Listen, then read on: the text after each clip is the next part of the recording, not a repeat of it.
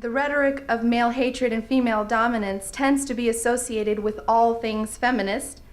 Such a view does not consider the fact that Western feminism is not a uniform or homogeneous movement.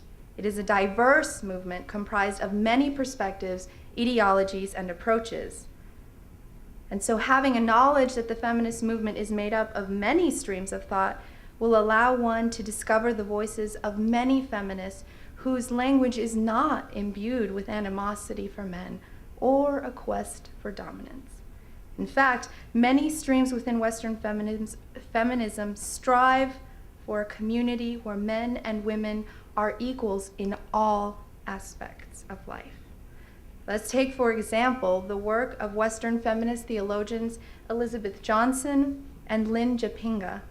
These two Western feminist theologians bring to us in a very beautiful way protest for justice and solutions that do not perpetuate injustice. From her convictions as a feminist Christian theologian, Elizabeth Johnson says that the Christian tradition at its best is a victory of shalom, won not by hierarchy or the sword of a warrior god, but by the awesome power of compassionate love. Even more, Johnson speaks of a Jesus who calls his followers to patterns of living that are marked by forging justice and peace in an antagonistic world. Johnson's feminist approach remains firmly committed to peace and justice, not only for women, but for the rights and dignity of all people. Johnson critiques her beloved Christian tradition, but encourages more just and egalitarian ways for male and female to relate to one another. She challenges hierarchical systems of ordering relationships, which tend to be patriarchal in structure.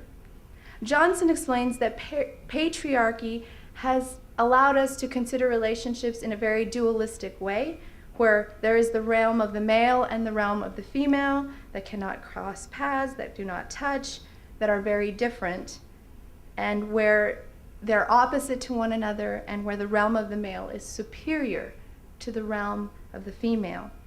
These dualistic patterns of relating to one another do not embody God's vision of holistic patterns of living based on mutuality and reciprocity. These dualisms have shaped the way we understand our male and female relationships and our view of supposed gender roles. From within Islam and Christianity, there often comes a strong dualistic understanding of male and female.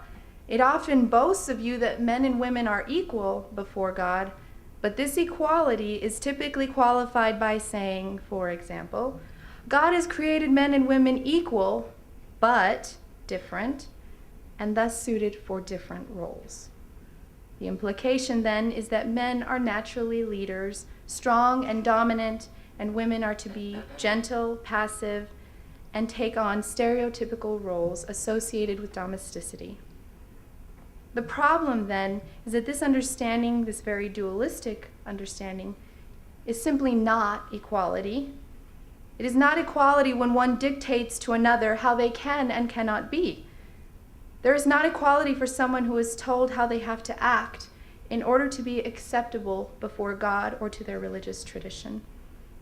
The equal but different principle is unjust as it subordinates female to male. It is not equality to suggest that male and female are equal in some ethereal existence or in some theoretical way, and then to exist in hierarchical structures where female is subordinate to male in our homes and in our religious communities. It is not consistent with any notion of equality. It discards both any male and female that doesn't fit our stereotypical gender roles, casting them as anomalies or as those who are simply not faithful to God or their respective traditions. This isn't consistent with the message of Jesus, nor is it consistent with the often egalitarian ethos within Islam, which is strongly embodied in the fourth pillar of Islam, the Hajj. Muslim scholar Reza Aslan describes the Hajj as an act in Islam which embodies a true communal spirit.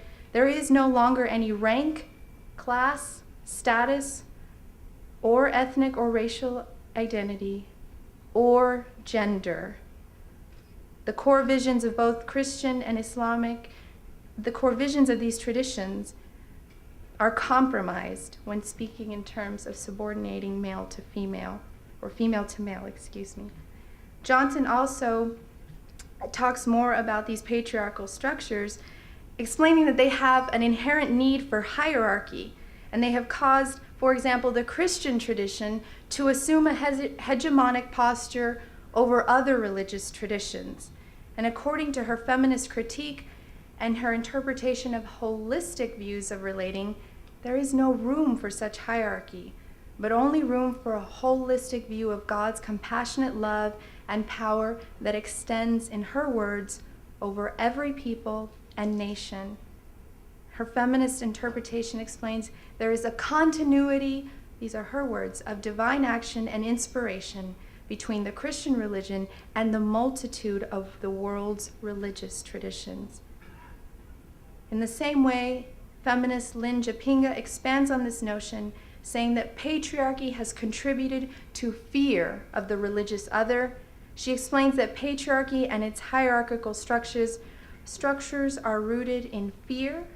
For some, perhaps a fear of losing power, and for others, a fear of being wrong.